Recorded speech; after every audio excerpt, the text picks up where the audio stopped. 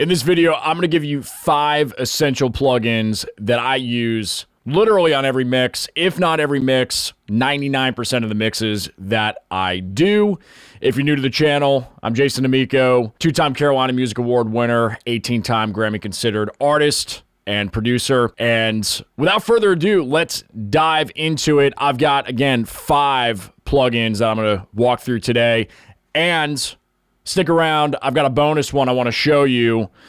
Bonus number 6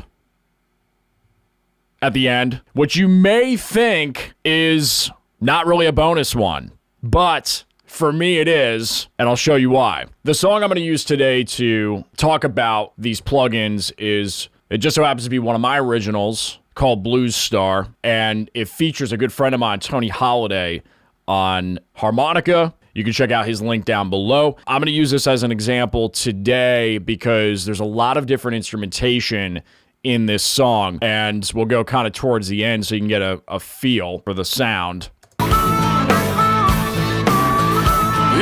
just when you think it's over, baby, he'll be back for more.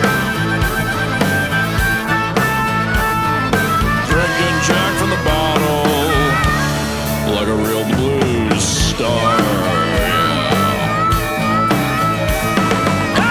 So a lot happening here. If you just look at the tracks, we got bongos in percussion, shakers, full drum kit, recorded in the other room on a Mapex Saturn kit, acoustic guitars, slide electric guitar solo. I don't think there's a guitar solo in this song, but there's a guitar solo track. I'm not sure why that is.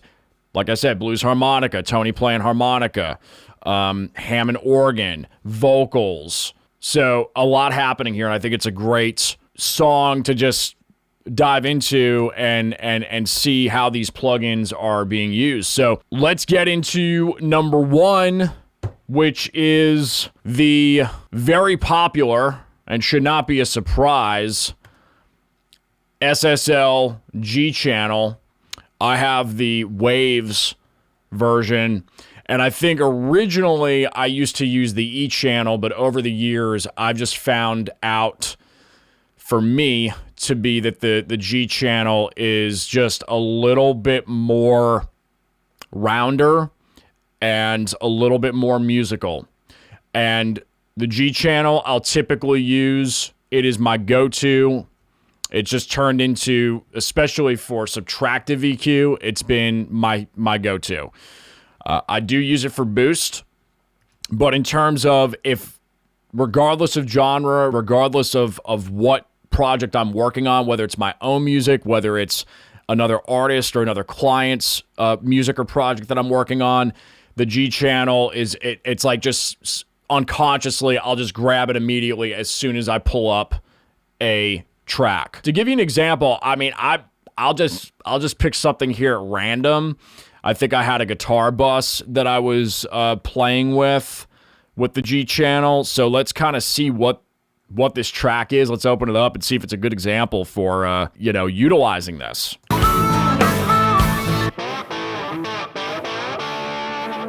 Okay, so it sounds like it's that slide guitar.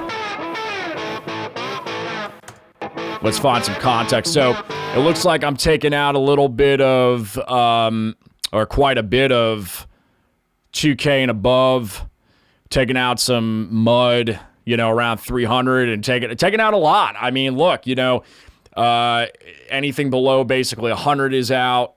Anything above 6K is out. And yeah, just a lot of tone shaping here. Let's see what happens if I bypass this, and hopefully this is the right track. I think, yeah, this should be the right track. So let's see. Right. Now, personally, I talk about this a lot on this channel, always mix into context, right? Very rarely do you make mixing moves, EQ moves, when you're tone shaping to what something sounds like on its own. Always tone shape to context of mix and build the mix as a whole. Doesn't mean that you don't bypass and solo and check to see what's happening, but this is a prime example of, I love the sound of that guitar with not using any EQ, but in as far as sculpting and shaping, it needed to be tamed because there's 30 other things that are happening on this track as it builds, right? So that being said, if we take that out in context of the mix, I'll just show you how, and it looks like we got a little bit of compression on here too, 1.5, not really anything happening, barely moving the needle or the light here. So let's take a listen to this again, and just so you can hear how powerful this solid state G channel is. And I'll put it back in context. Yeah, I'll take you for a ride, baby. If you right, that's like, it's literally just as loud as everything else. And then we'll put it in.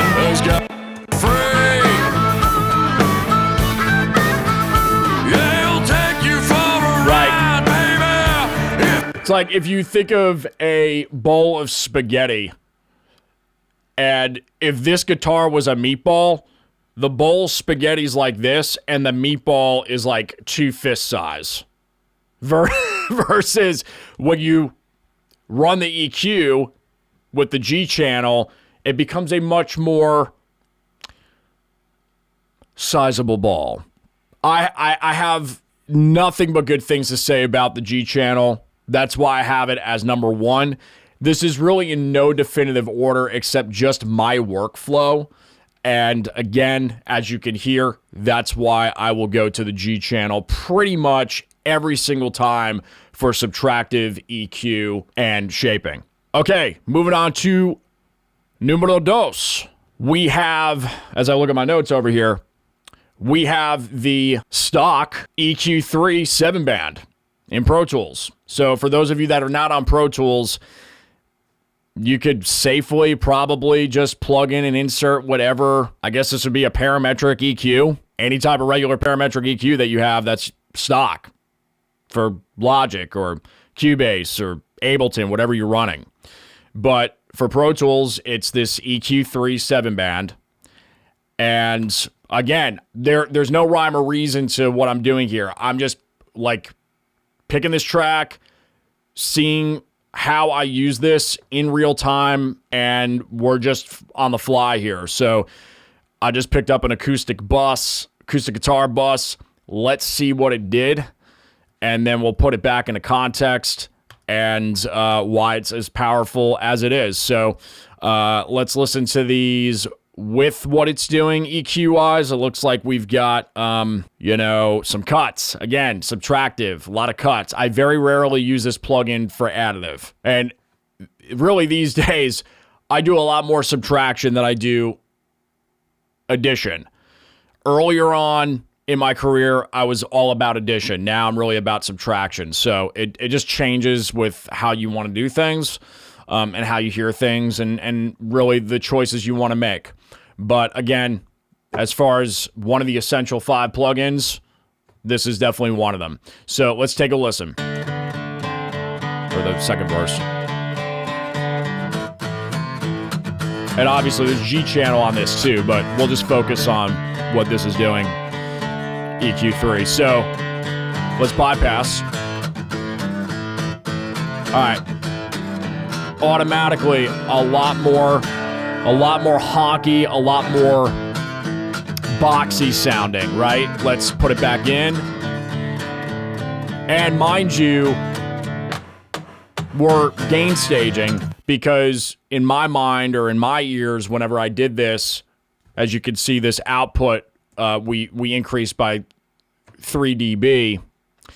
And you need to be aware of that as well. If you're subtracting, don't be afraid to add a little bit of gain if you feel like you lost some volume, because that's the whole point. Is you're shaping, but you're looking for things to become contextual.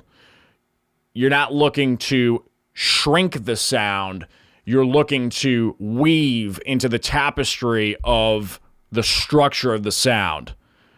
So we're not looking to lose mass. We're looking to add as we subtract. It's very esoteric the way you approach this stuff. And it's paradoxical. So, in context, let's take it out. Okay, put it back in the track. Okay, overpowering. Play it for the devil. Right? Yeah, he whipped his ass real good. Yeah. It just Taking lip from no one. makes room for the Just vocal like a to blue shine. star should. Makes room for the harmonica to shine because they are the lead instruments. But the guitar is very present. Right. Yeah, it goes a boom, boom, pow. But again, it's just shaped. So again, that comes with just taste and what you're looking to do and what you're looking to accomplish. But that being said, again, number 2 on the list, the EQ3 7-band that's on Pro Tools is another essential on the list. Okay, moving on to number 3, Real Tape Saturation. Again, another Pro Tools stock plugin. And this is not one of the original Pro Tools stock plugins. I think this came out within the last 5 or 7 years or so with one of the updates. I absolutely love this thing because, and so far, by the way, all 3 of these that we've covered, honestly, I think all of the plugins we're going to cover are very low power using. So very, very low on your CPU, like basically 0% taxing on your CPU. They run phenomenal. They've never crashed on me. Let me see if I can find where one of these would be. It's probably on a guitar track. Oh, it is on the acoustics. Okay, so let's go. Let's take a look at the acoustics again and kind of see how they're functioning and what the function is. So we'll solo again. What I love about, and just in general with saturation, I am a huge proponent for saturation. I will use saturation as much as I possibly can within reason and within taste for taste purposes, because what I've noticed over the years is that saturation is essentially free EQ and compression. What do I mean by that? You're going to hear it, but to me in my ears, what I hear and what I feel, and it's you get a little bit of dynamic control without running it through compression or limiting. So you're getting free EQ, you're getting free dynamic range compacting, and you're getting flavor. So there's a lot of different saturators out there. But again, I'm just picking stuff that's extremely low CPU usage, that sounds great immediately, turn a couple of dials, and call it a day. So let's take a listen in context, and we're going to bypass. And listen to just the tonal change. Okay, it's subtle, but we'll put it back in.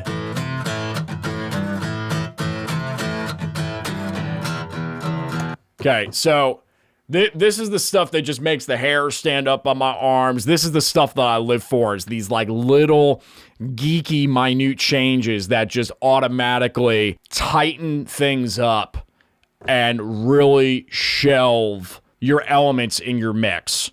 This is an incredible tool. And the way I like to run this is, again, it's all by taste. As you can tell, I'm not giving you all really how to use this in this video. I'm giving you concepts, and I'm giving you tools, and then it's really up to you to dial in to taste what you're looking for. But for example, I like using a fair amount of drive, because I believe when you open this up, the drive is all the way to, if I were to open up one of these, if I go here and I go to, I guess it'd be under harmonic, I would go to, was it Real Tape, RT, Real Tape. If I open up a new one, oh, okay, I guess that is kind of the default, is 0. But sometimes you can really nuke it, and you could go, plus 12, or really unsaturated and go to minus 12. But why would you run it in minus 12 if you want the saturation as the color? That doesn't really make any sense. So once again, in context, let's play it with some drums and some full band. Again, you're listening to the acoustic guitars altered here with this and running through this. Thunder and lightning, yeah, goes a boom, boom, boom. Bypass. He'll never leave him down in the blue star kid. Back in. It's amazing to me the transience of the strumming, how when you're not running it through the saturation, the transients feel louder than the cymbals in a non-pleasing way and in a distracting way. Listen to it again. Thunder and lightning, yeah. I'm gonna take them out. Goes a boom, boom, boom. Okay, I put them back in. It'll never leave them down. It feels like the cymbals and with the tape saturation on the acoustics, the transients are here with the acoustics. The transients are about here with the drums, and the vocal is still crowned, but it's even and nothing's overbalanced or out of whack. Once you bypass and you don't have the saturation on the acoustics, they just jump above, and it's not there all the time, but it's just ticking those off without limiting. That's the beautiful thing to me about real tape saturation, and that's why it's number 3 on our list. Going to number 4 now, we're going to move on to our friend Steven Slate, and I was early on the virtual mix rack train, which I believe was part of the Slate Everything bundle back in, God, I want to say, wow, when was this? This is about 10 years ago, I think, when this came out. I want to say it was about 2015. I'm making the video in 2025, so probably about 2015. When Slate released the Everything bundle, I was at least within a week of it being released, I was signed up because I knew I was going to get grandfathered into all the updates, and for whatever, $20, $30 a month at the time. It might have been $15 at the time. I don't even know what it is now, but it is tremendously worth it. I'll have links down below for all of these if you all are interested. And I am not at this time endorsed by any of these companies. I've just been using them for over a decade.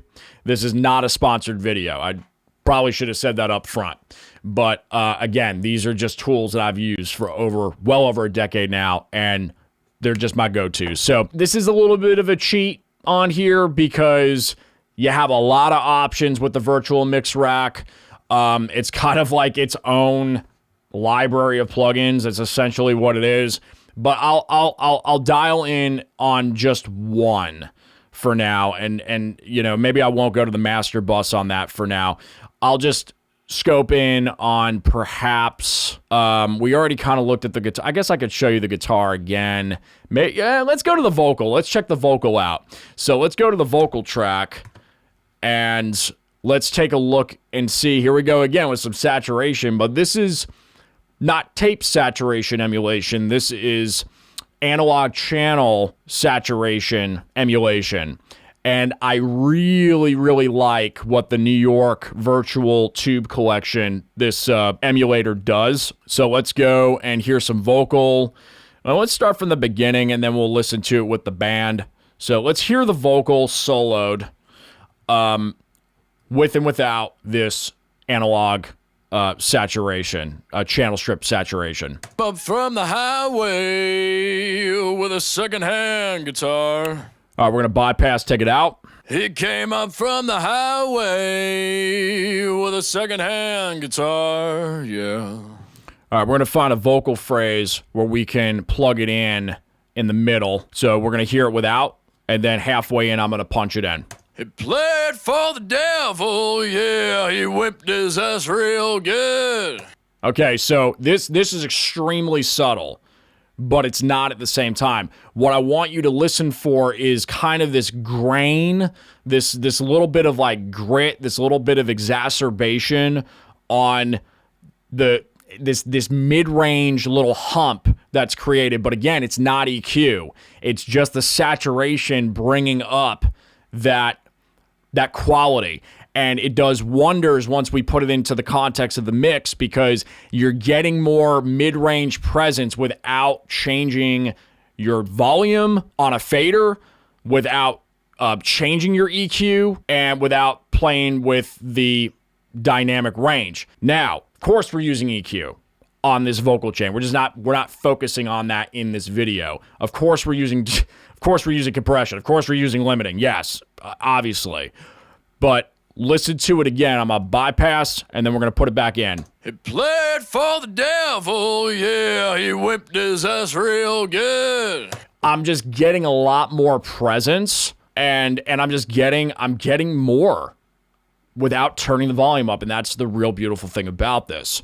So in context of the mix, if I unsolo, and let's try this again, and let's start it with it this time, and then let's take it out. He played for the devil, yeah, he whipped his ass real good. You lose some volume, even though you're losing presence volume.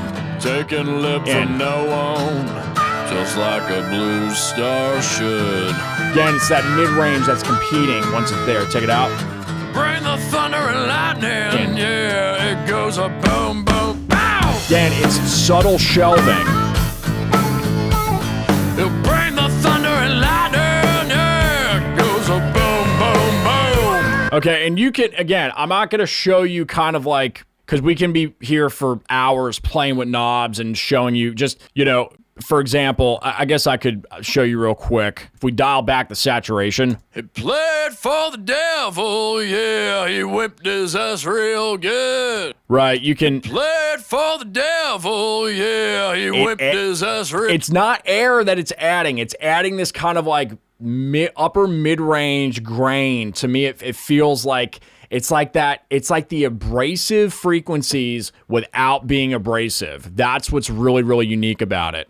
And that's why it's number 4, the Slate Digital Virtual Mix Rack, specifically this New York console analog strip, why it's number 4 on my list. And now let's get on to number 5, which is our, as I again look at my notes because I can't remember what I'm talking about, the beloved SSL Bus Compressor. Need I say any more? Thousands and thousands of videos have been made with this, and probably hundreds of thousands of tracks, thousands upon thousands of hits have been made with this bus compressor. So I encourage you to dive down the rabbit hole and learn as much as you can about this. This one compressor, we could do a whole hour, 2, 3 hour long series on this thing. It is a beast. It is one of the most simple yet complex plugins and pieces of gear that you can use. But the way I like to run it pretty much on any project is I like kissing the needle around 3 dB. I like my attack at about 30, which is the slowest attack. I like my ratio at, again, the least severe, 2:1, and my release at 0.1, which is the fastest release. So we're talking about literally the most gentle, subtle settings. Let's take a listen to this in context with the band, and let's all get blown away by this because it just does this on every single track, essentially no matter the genre. So let's listen to it without, and then we'll listen to it with it as I He'll bring the thunder and lightning, yeah, goes a boom, boom, boom. And in. He'll bring the thunder and lightning, yeah, goes a boom, boom, boom. Getting a little bit of an audio bump, getting a little bit of a dynamic bump because it kind of does that. I also have the makeup gain at 3. We're kind of only kissing maybe around, 1 to 2 dB off, but it's just one of those plugins where you can kind of get away with it with the gain staging. You can get a little bit more out of it than you would think. And I want to show you with even more going on kind of towards the end, the power of this. So now I'm going to show you again what this is doing with even more instruments in the mix. Just watch my bypass button and just listen, because it really, I can explain this all day long, but just listen to what it does. We're going to start without it. Getting jacked from the bottle like a real blues star. Yeah. And I wanna be a blue star. He wants to be a blue star. I wanna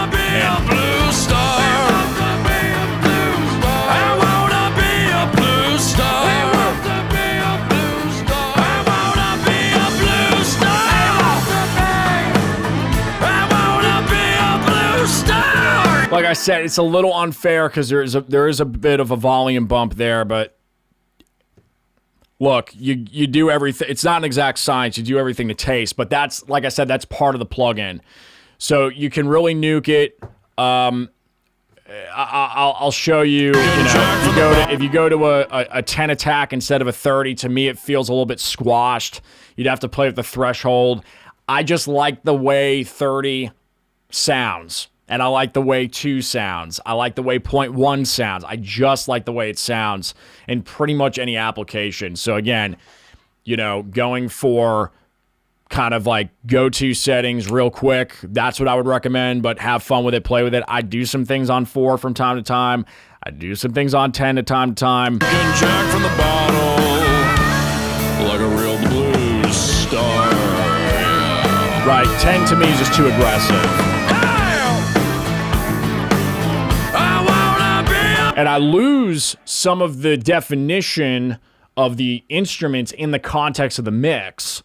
That's why I like kind of keeping things a little bit more subtle, especially on the master bus, because I'm gonna hit it again with some more saturation. I'm gonna hit it again with another layer of saturation, that being tape saturation. And then, got your limiter at the end. So there's all these different factions to it. But that's why, for number 5, we'd have to have the SSL Bus Compressor. And now, drum roll, please, for the number 6 bonus that may be a shock and a surprise to you. Some of you it won't be, because I know that some of you are in this camp. Let me know in the comments down below what you think, your take on this. Number 6 bonus plugin that I use on every mix, basically, is lo-fi. And some of you right now are shrieking and freaking, and it's like the Wicked Witch of the West, melting away at the utterance of lo-fi. Oh yeah. I will use it shamelessly, okay? And why? Because again, it's really low CPU usage. I've got a kick butt Mac here. I mean, i9 Intel, it's still with the times, it's great. But once you start getting up to however many tracks you'll get up to, dozens and dozens and 50 or 75 tracks, 100 tracks, my God, sometimes it gets crazy. It's just like, look, couple of knobs, get it done, get it set, move on. But I just like the way lo-fi sounds in certain contexts. Let's take a listen here. Let's look at it with harmonica. This is perfect. So, because it's one of the staples of the track. So let's take a listen, and we're going to start soloed. Let's hear what this is doing.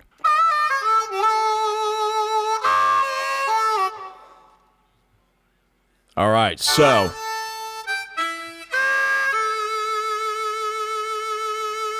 in this context, when we tracked Tony's harmonica, we didn't run it through a heart mic traditionally, through an amp. I just put them up with my Lewitt 940 LCT, which is basically a U47 clone. We did it clean. We did it dry. I think it was on tube setting with the preamp. Came out great. And we wanted it a little bit. We wanted it a little bit dirty, and for the context, but not too dirty, because it's a little bit more traditional sounding, a little bit more Americana-ish than like heavy, overdriven blues in this context. So throw a little dirt on it. We did the lo-fi, and that's what we did. So when we take it out, take a listen to it. Right? It's a lot sweeter without it. And in context, Real good. Yeah. Taking It's lip good. from now on, just like a blues It's star pure. should.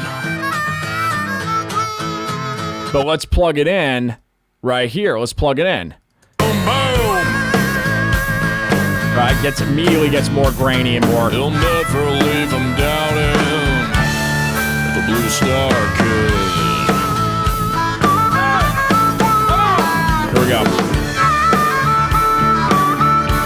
Take it out.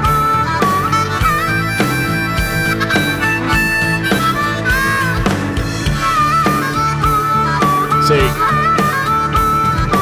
it darkens it. It makes it a little bit more distant. It compacts it. It puts it into context. And look, you can really get crazy with it. You can get nuts with it.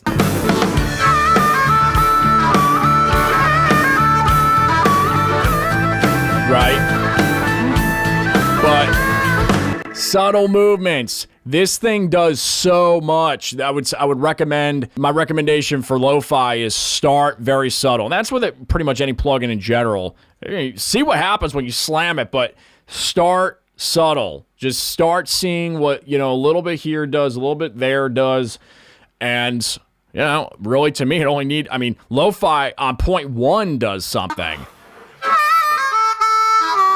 It's already changing the character. It's already changing it. Right? I don't know what I had it on. Maybe like 0.7? Something like that. I don't know. But, again, use your ears. That feels pretty good. So I don't know what I had it on, but that feels kind of right. Anyway, again, an incredibly powerful tool. You can make it even more gritty if you change the sample size. I don't really play with that. Anti-alias, I don't really know what that's about. It changes it. It alters it a little bit more. Noise, if you wanted to add some, again, if you're doing like some Trent Reznor thing, I don't know. It's just I typically don't use it for that. I've done it in the past. But it depends on, again, context. But, I've used it on this track. I've used it on harmonica. I used it on piano. Or there's no piano on here. I used it on guitar buses. I've used it, it's all over. Here it is on the acoustic. Doing a little bit of something. Okay? Right? Again, more, without turning the volume up. It's just more. So, extremely powerful material. I hope you enjoyed this as much as I did, because I clearly started geeking out within talking about SSL G Channel, and then from there, it's just been this geek fest for the last however many minutes. But again, 5 essential plugins I use on every mix. Definitely give them a try. I'll leave the links down below, or equivalent substitutes. Again, talking about things conceptually. But I've really enjoyed hanging with you today. If you like this video, leave a like, leave a comment down below. Don't forget to hit subscribe. Thank you, new subscribers. I see you all. Really appreciate you. And let me know what your 5 favorite plugins are, or maybe you have one that you use on every mix. Maybe you have 10. Let me know, because this is all about creative collective and sharing the knowledge base and just learning from each other. And if you have settings that you like to use on some of the plugins that I've showed you in this video, let me know what your favorite settings are. And I really appreciate your support of the channel, and looking forward to bringing more content to you soon. To listen to this song, you can check it out down below. Blue Star, available on all your favorite streaming platforms, featuring my good friend Tony Holiday. And shout out to Joe Bonamassa and Don's Tunes and Spotify for putting Blue Star on some of their featured playlists. Other than that, we will see you all on the next video. And till then, be well. Peace.